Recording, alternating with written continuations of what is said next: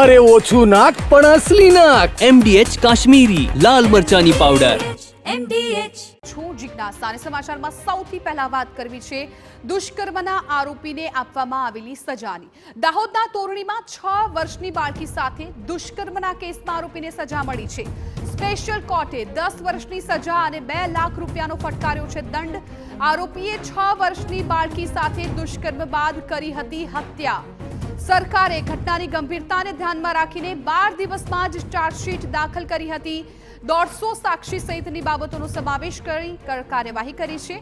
આ કેસમાં વિશેષ સરકારી વકીલ તરીકે અમિત નાયરની નિમણૂક કરવામાં આવી હતી અને હવે આ દુષ્કર્મના કેસના આરોપીને સજા ફટકારવામાં આવી છે. સ્પેશિયલ કોર્ટે 10 વર્ષની સજા અને 2 લાખ રૂપિયાનો દંડ ફટકાર્યો. સંવાદદાતા રોનક વર્મા મામલે વધુ જાણકારી આપી રહ્યા છે. રોનક, સંપૂર્ણ વિગતો.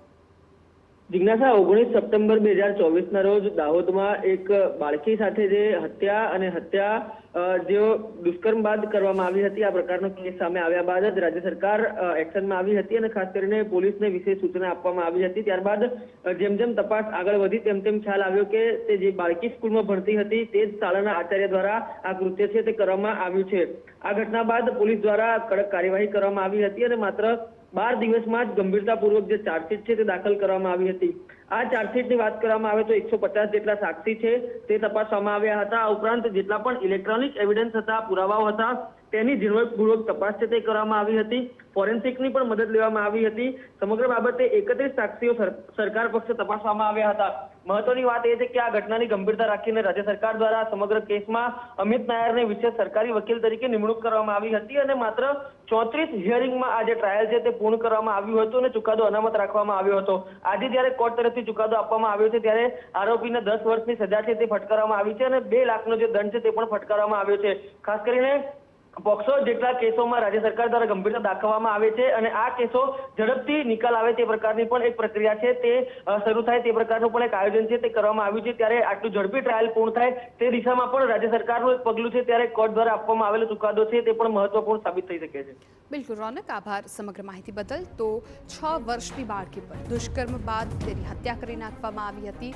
એ આરોપીને આખરે આજે સજા જાહેર કરાઈ છે. 10 વર્ષની સજા અને 2 લાખનો દંડ ફટકારવામાં આવ્યો છે.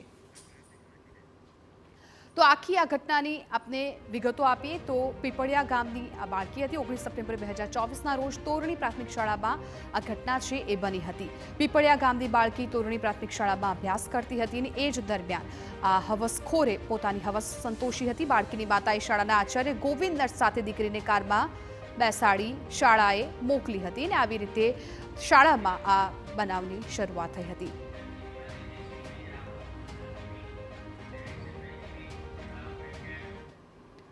અને હવે વાત કરીશું MDH ચણા મસાલા.